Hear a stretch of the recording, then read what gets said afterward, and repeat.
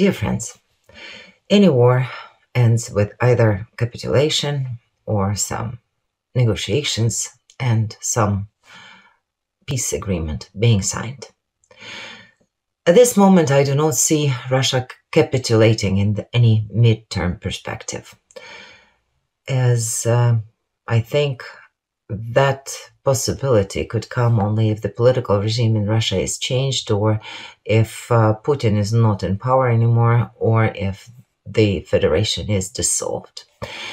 I cannot see Ukraine capitulating either, because notwithstanding all the atrocity that Russia brought on our land and all the shelling, pounding, and killing Ukrainian civilians across the country by Russian terrorist forces, even if Russia succeeds further militarily, it will get resistance and guerrilla war on all the territory of Ukraine.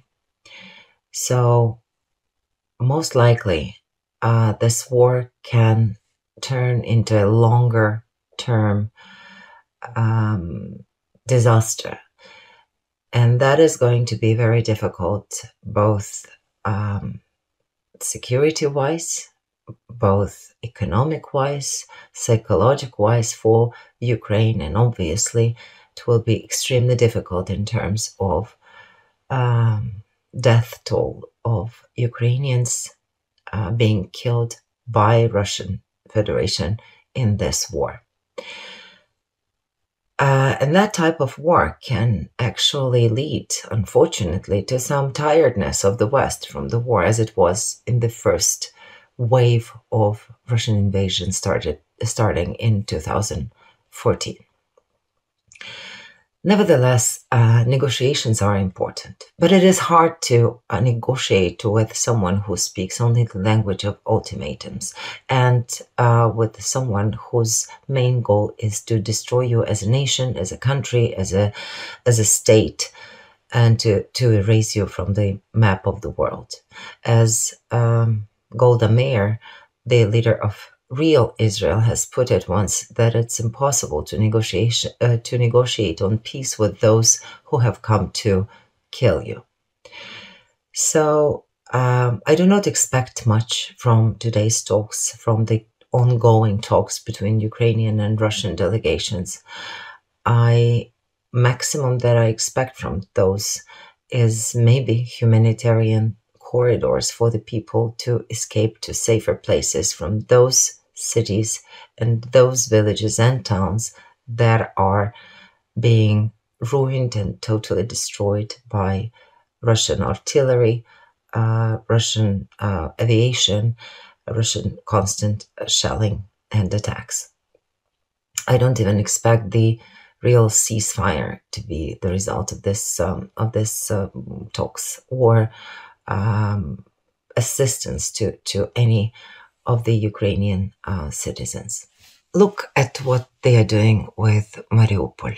They are trying to destroy the city as such. They are taking hostage Ukrainians there. They are taking hostage medics, volunteers. They are killing innocent people in the theater where the big sign was saying kids right in front of the building, so that aggressor would not dare to attack, but they did. So they are using civilians as a human shield, and they are not going to stop in any nearest future. We can see that already. So I cannot see any compromise with Russians without losing our statehood or our sovereignty or our ability to exist as a nation. With regard to the red lines, I also see the red lines that are probably different from some four major groups. And I see four major groups as such as Ukrainian authorities. Then the other group, it's civil society of Ukraine, armed forces of Ukraine, and the main kind of most passionate part of the society. Another group is the average Ukrainian citizen who is scared of the war. And probably the fourth group is the West. I can clearly talk about red lines for the second group that I feel I represent.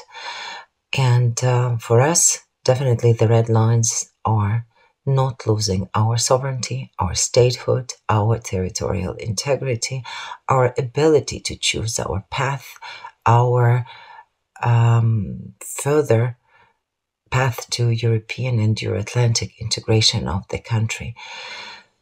If any compromise could be reached, we can probably discuss not putting any nuclear weapons on the territory of Ukraine. Or maybe we can discuss not getting by military force Crimea or the earlier occupied eastern territories of Ukraine. That's probably as much as it gets to the red line, to the compromises. And I hope that Ukrainian authorities feel well the mood and the attitude of this most passionate part of the Ukrainian society, capable of fighting back to the aggressor.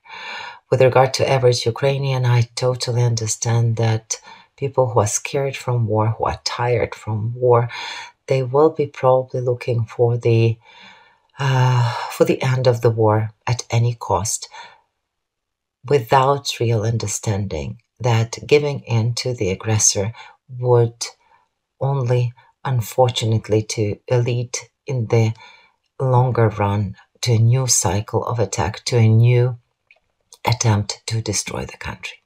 And with regard to the West, I can see that the red line for the West is not starting the World War III.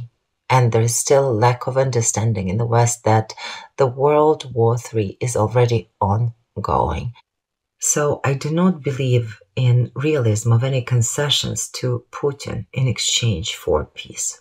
Because the more he receives, the more his appetite grows. We remember Georgia, we remember Crimea back in 2014, then our eastern territories, now this new wave of attack and aggression against Ukraine.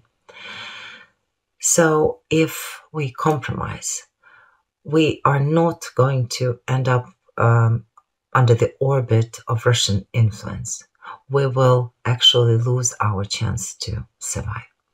So that's why I believe that we have no other way than to win. And to win, I am together. I mean, we, not only Ukrainian society, not only Ukrainian people and Ukrainian armed forces, but also our Western colleagues, our Western friends, all those who believe in values. I think it's important right now to listen to your societies.